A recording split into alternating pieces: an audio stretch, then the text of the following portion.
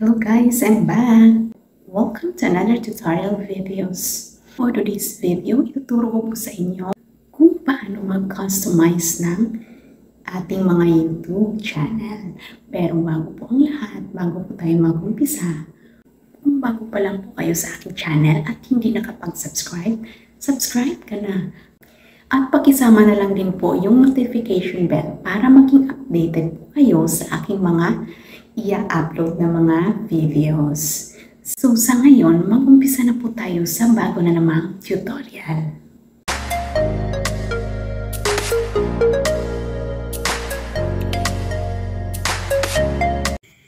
Ang una po ninyong gawin, punta po kayo sa Chrome.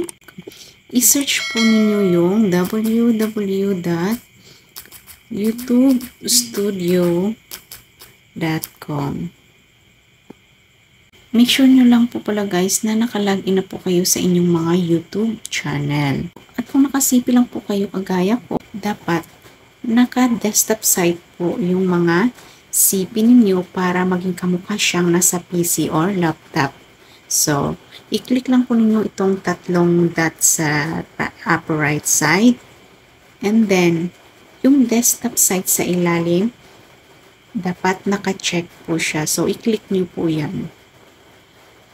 Andito na po tayo sa ating channel. Ito sa inyong left side, yung pangwalo na sign, i-click po natin ito. So, dito makikita yung channel customization. Dito yung layout, branding, at saka basic info.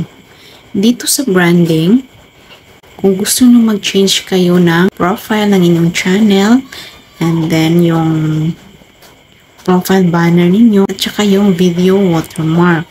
So, dito naman sa basic info, dito po makikita yung lahat ng infos ninyo, kung ano ba yung nilalaman ng content ninyo, at saka yung mga other social media account ninyo, at saka email ninyo. So, dito po yun makikita. So, balik po tayo dito sa layout. So, dito sa layout, makikita ninyo yung channel trailer for people who do not subscribe and featured video for returning subscriber. So, pwede kayo dyan maglagay ng video ninyo para doon sa mga bagong pasok sa channel ninyo na hindi pa nakapag-subscribe at doon sa mga bumabalik na subscriber. Alam nyo yung pag pumunta po kayo sa isang channel at may bigla na lang nag-play na video, so yun po yun. So, halimbawa, maglalagay po ako dito sa channel trailer for people who haven't subscribed. So, i-click lang po natin itong add sa right side.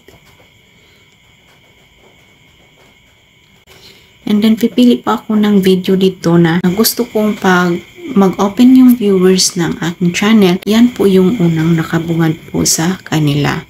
Halimbawa, itong latest video ko yung ilalagay ko. So, i-click ko po ito. So, andyan na po siya.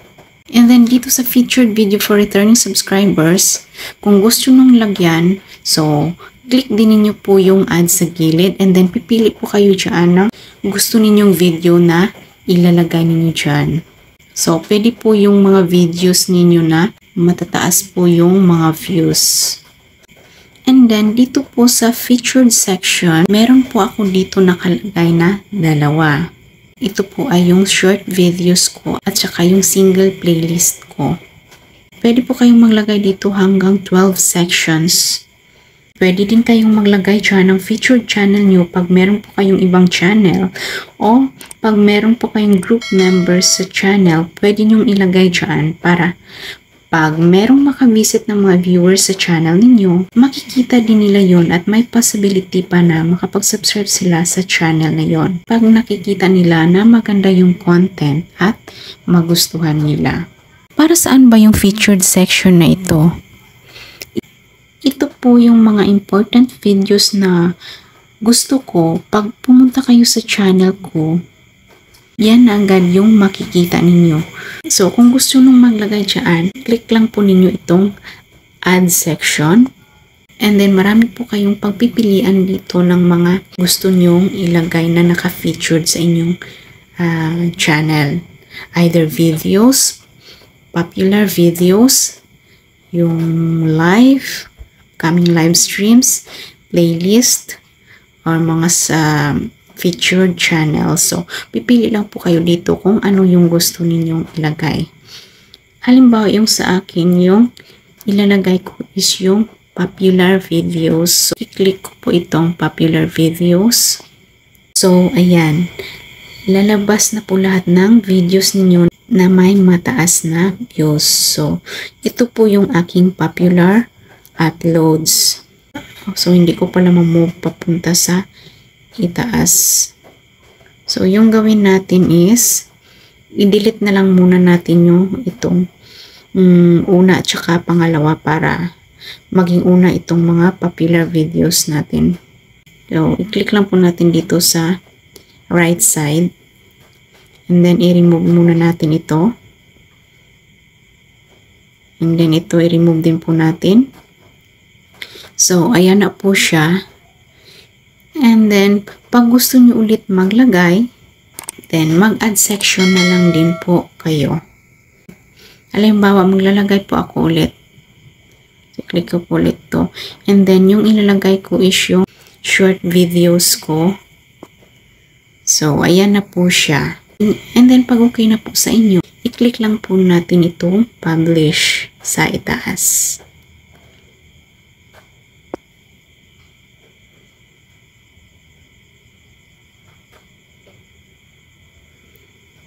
So, okay na po yan guys. Meron sa ilalim na change.